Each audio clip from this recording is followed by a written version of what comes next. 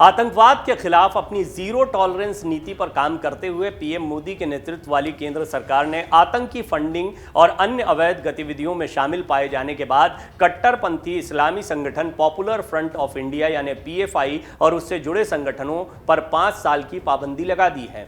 जिन संगठनों पर पाबंदी लगाई गई है उनमें Campus Front of India, Rehab India Foundation, All India Imam Council, National Confederation of Human Rights Organisation, Women's Front, Junior Front, Empower India Foundation शामिल हैं।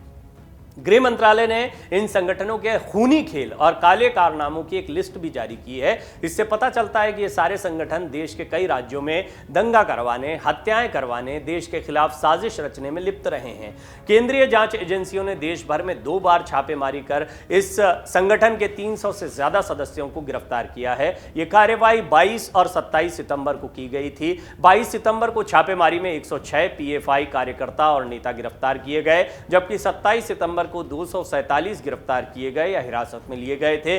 पीएफआई के तार खतरनाक आतंकी संगठन आईएसआईएस से भी जुड़े हुए बताए जा रहे हैं। इसका इरादा देश के लोगों में भय पैदा करना था। अब आप सोच रहे होंगे कि इतने खतरनाक संगठन को सिर्फ 5 साल के लिए बैन क्यों किया गया है, इस पर पूरी तरह से प्रतिबंध क्यों नहीं लगा दिया जाता? क्या 5 साल बाद फिर से यह संगठन संचालित होने लगेगा?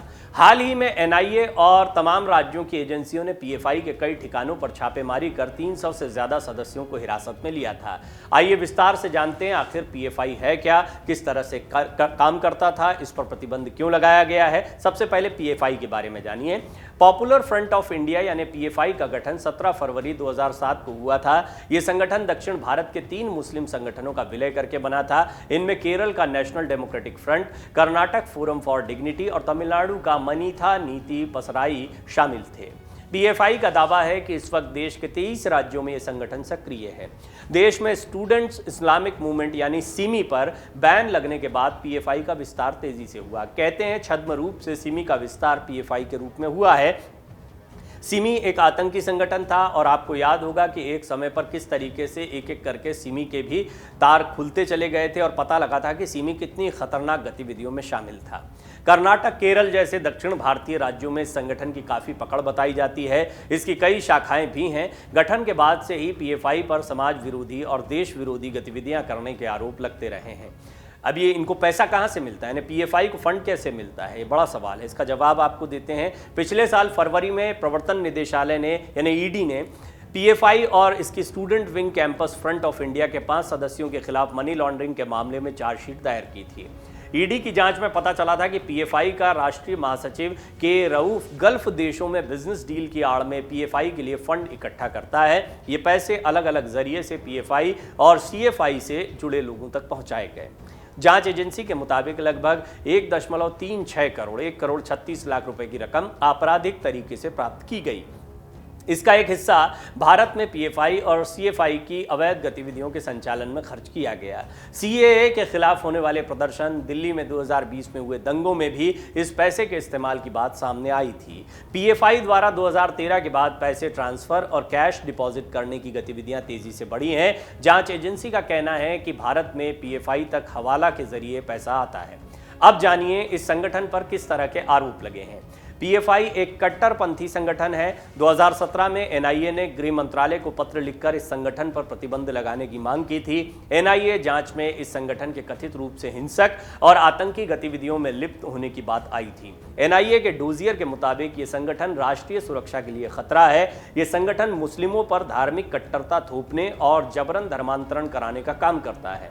एनआईए ने पीएफआई पर हथियार चलाने के लिए ट्रेनिंग कैंप चलाने का भी आरोप लगाया है। इतना ही नहीं, ये संगठन युवाओं को कट्टर बनाकर आतंकी गतिविधियों में शामिल होने के लिए उकसाता भी है।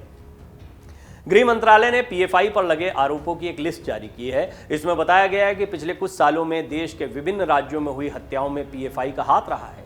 केरल में अभिमन्यु की 2018 में, ए संशीत की नवंबर 2021, नंदू की 2021 में हुई हत्याओं में इसी संगठन का हाथ बताया जा रहा है। इसके अलावा तमिलनाडु में 2019 में रामलिंगम, 2016 में शशि कुमार, कर्नाटक में 2017 में शरद, 2016 में आर रुद्रेश, 2016 में ही प्रवीण पुजारी और 2022 में प्रवीण नेट्टारू की नृशंस हत्याएं भी इसी संगठन ने करवाई थी। इन हत्याओं का एकमात्र मकसद देश में शांति भंग करना और लोगों के मन में डर पैदा करना था।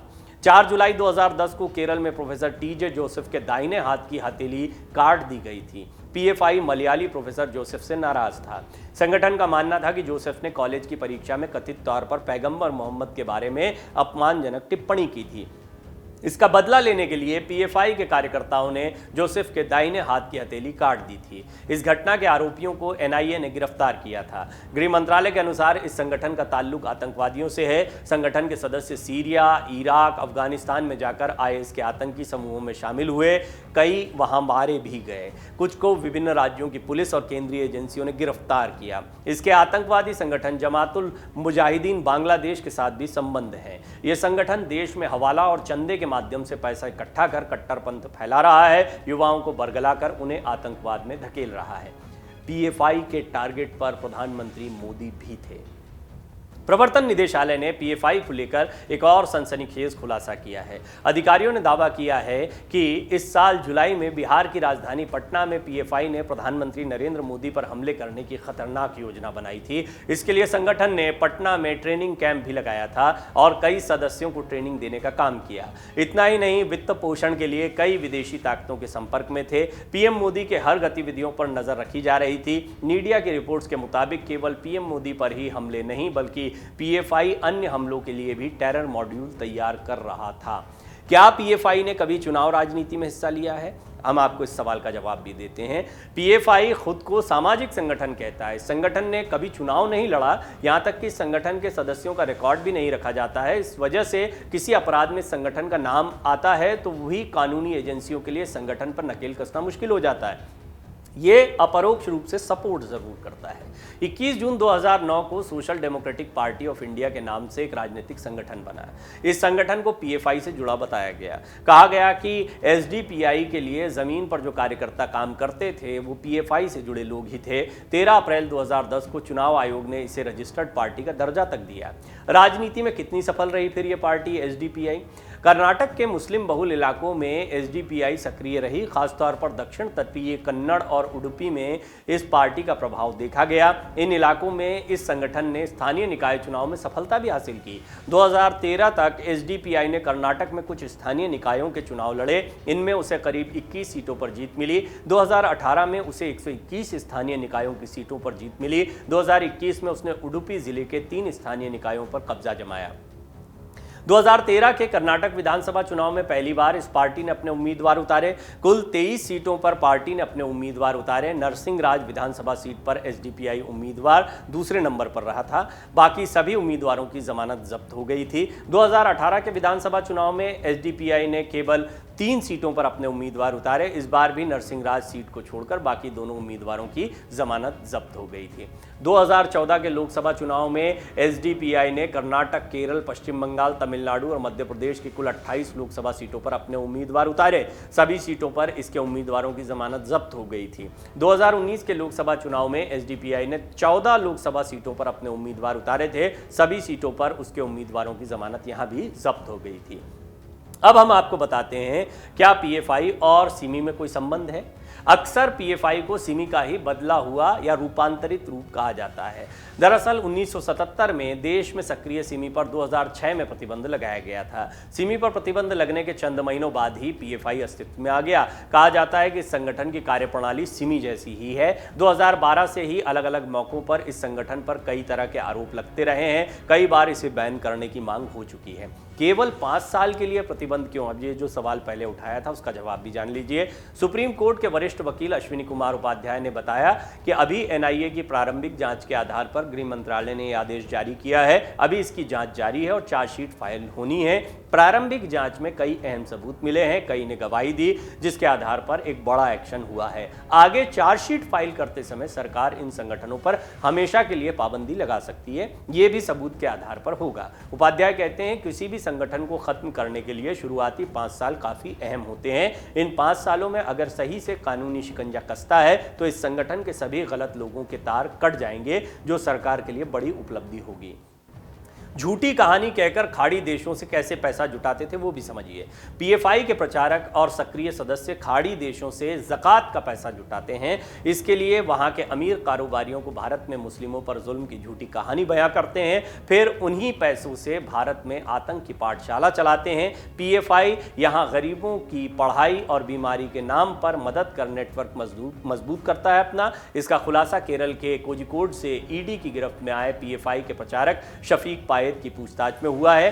शफीक से ईडी के हजरतगंज स्थित कार्यालय में पूछताछ की जा रही है। शफीक की रिमांड 3 अक्टूबर को खत्म होगी। पीएफआई के लिए फंड जुटाने का काम रिहैब इंडिया फाउंडेशन करता है। यही फाउंडेशन ही शफीक को पैसे देता था, जिसे उसने लखनऊ समेत प्रदेश के कई जिलों के अलावा दिल्ली और भारत नेपाल सीमा के इलाकों में संगठन को मजबूत करने के लिए खर्च किया।